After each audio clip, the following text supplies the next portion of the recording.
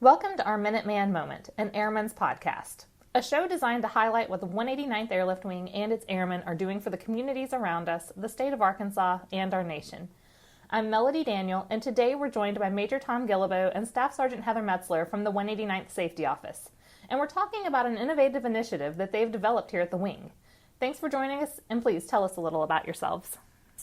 Well, thank you. Thank you, Melody, for allowing us to do this. So, as I said, I'm Major Tom Guillebeau. I'm the Chief of Safety of the 189th Airlift Wing, and Staff Sergeant Heather Metzler works for us as well in the safety shop. That's right. Hi, I'm Staff Sergeant Heather Metzler. Happy to be here today.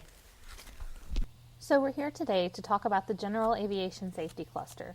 Tell me how that cluster came to be, the thought process behind it, and how we got to where we are today. Sure, absolutely. So the purpose of the General Aviation Assembly Cluster is mainly to bring awareness for our general aviation flyers. There's a lot of times where the flyers kind of feel isolated, and they just go out to the airport, they go fly, and then they go home. And there's not always the community that they can get together and be able to talk about flying and safety things with flying. So in the safety office, we were sitting in the office and we were talking about how we could reach out for flying for general aviation and some off-duty safety programs. Yes, and the reason too is that general aviation is vast, and so it can encompass people that have aircraft that frankly is the wing is a parachute and they have the engine strapped to their back, all the way to former warbirds, former aircraft that are actually used by countries to fight wars. So that's where we kind of saw, and we actually took the Air Force Safety Management System, which is an incredibly vast integrated system that takes in the individual as well as the organization and then also exterior factors to help make the safest type of scenario that you can. But the way they do that, Melody, is through the teaching of knowledge as well as education for safety, for flying. And so we want to take that for general aviation with people that are inside this wing. As well as people that pretty much have access to Little Rock Air Force Base. Everyone can come join, and we can teach, frankly, to fly safe in the general aviation environment. And how often do you guys meet? So we normally meet once a month during drill weekend, and we try to meet on Sundays at 10 a.m. in Building 106. So that's always our goal. So Major Guillebeau, you and I were talking, and this isn't something that's standard across the Air Force, and in fact, if this is not the only wing-level general aviation safety cluster, it's definitely one of the few. So tell me why that's important, and also the benefits that our wing can realize from that. Absolutely. So when we say that there's nothing else like this in the Air Force, there is not a general aviation assembly cluster associated with the wing. So one of the things that there was back in the day, and there are still a few still around, are called aero clubs, which the wing or the base installation actually has general aviation aircraft, and that has a club for members to check out these aircraft. The issue with that is actually going away. In kind of reality, that is a very, very high liability. As well, it's a very high cost that we have.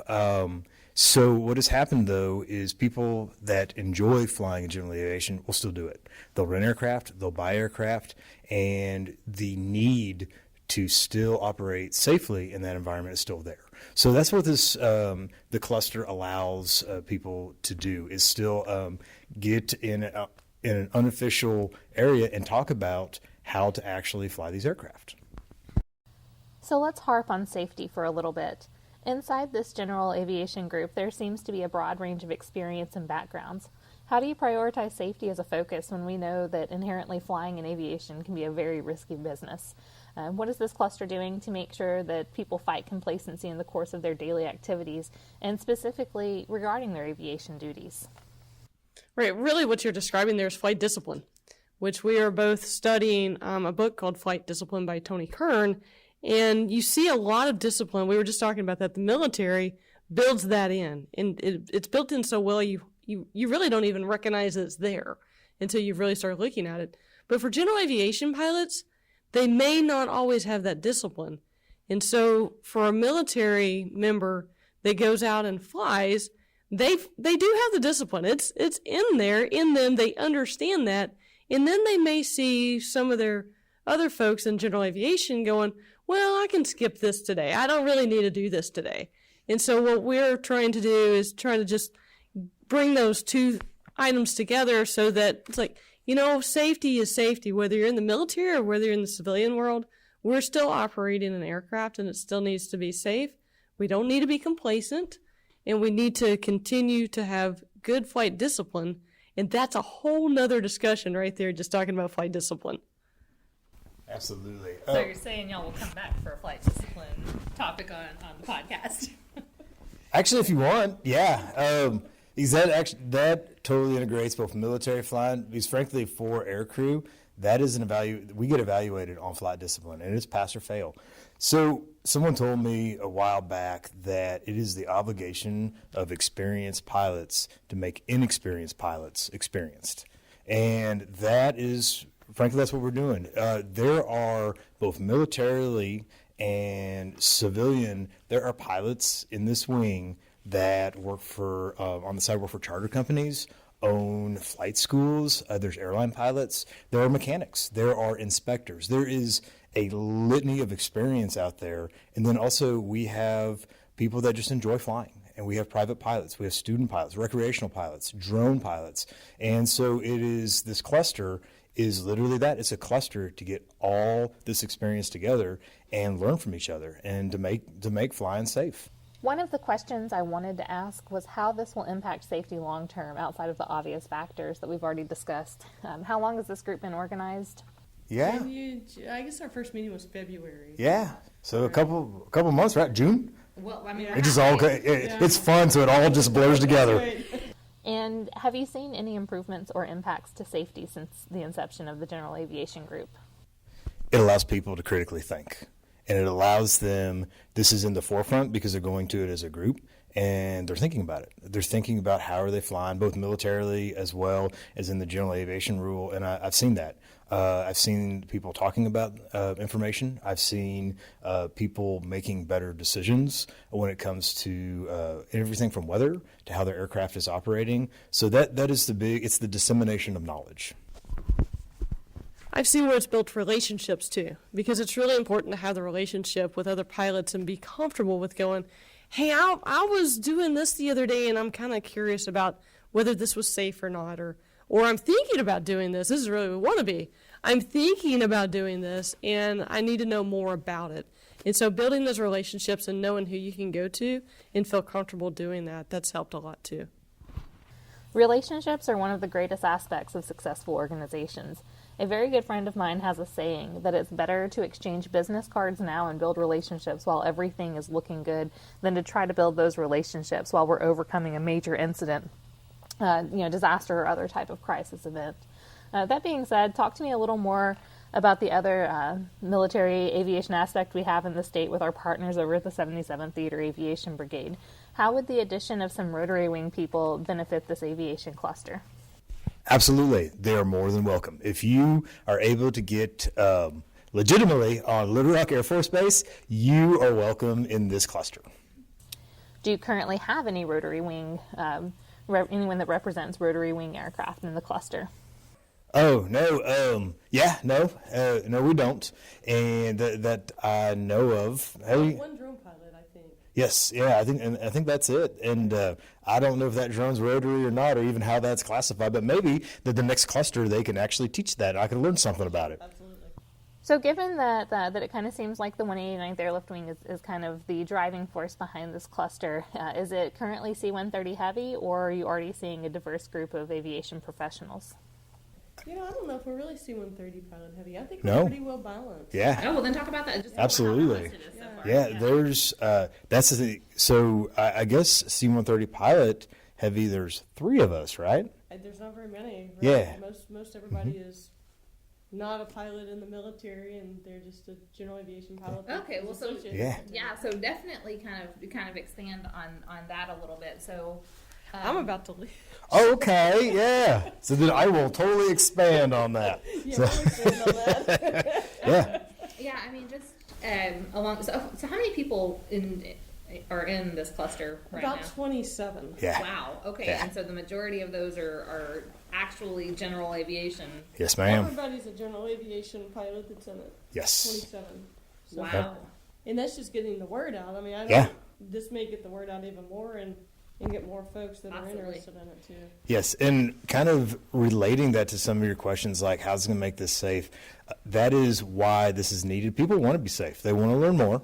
They want to, like Heather was saying, they want to build relationships, and that is what this is all about and stuff. And yeah, so 20% of us are C-130 pilots. So, and that's great because you get a whole different perspective from people that fly small twins. Drones as well, smaller general aviation aircraft, 172s, old airplanes. There's a couple of people that have some vintage aircraft, and there's someone that that flight instructs on the side. There's a whole bunch of people. AMP mechanics, right? There's a couple AMP mechanics involved in too. Yep. So, a safe operational airplane is critical to general aviation. So, and really coming like from where I come from in a military world, that is so split. But with general aviation, you could have a private pilot that is responsible to making sure their airplane is airworthy, and there are a lot of rules to make sure that it gets done safely. I'm glad you brought up the mechanical aspect of aviation. If the plane's broke, you can be the safest pilot in the world, but still have problems. So how will this group affect that aspect of safety and airworthiness? And understanding the plane's broke, that's big too. A lot of times based on the training that the person received, they may not understand what airworthy really means. And that's the other part that we're going to try to help with as well, is understanding what airworthiness is and how to recognize whether it's airworthy or it's not airworthy. It may meet the letter of the law, but it might not be something you really want to go fly in or take your kids in. Right, and I'm glad that you brought that up. That's a question that you can always ask yourself. Is this something that I would put my family in? Is this something I would put my spouse or my children in? Would you put your grandmother in it? And I think for a lot of people, when you really put it onto that personal level, they do kind of rethink safety. And you bring up an excellent point with, there's a baseline of, okay, this is safe, but what can you do to improve on that and just make it even safer? That's right. And that is, in essence, what we are doing with the cluster. All right. Well, is there anything else your fans should know? You're going to have fans after this. Well, that's great. And really, I guess what the fans should know, that we're open to everybody. If you can get on this base, you please come out for our meetings every UTA. We meet at 10 o'clock-ish in Building 106. And 10:10, depending on what we have for that. And if you're interested in aviation, it doesn't have to be fixed wing aviation. It doesn't have to be airplanes. If you're into balloons, drones, helicopters, what have you, what's the gliders? Yeah, Oh yes, there is a gliding area, Cherry Valley. Yes, there's a lot of folks that do gliding. Absolutely. So I had no idea until you said that we had gliding around here. That's incredible. So one last time, is there anyone who wouldn't be welcome as a part of this group? At the risk of saying that someone would not be welcome, do you have a target audience, or how broad are you looking to go with people inside this general aviation safety cluster?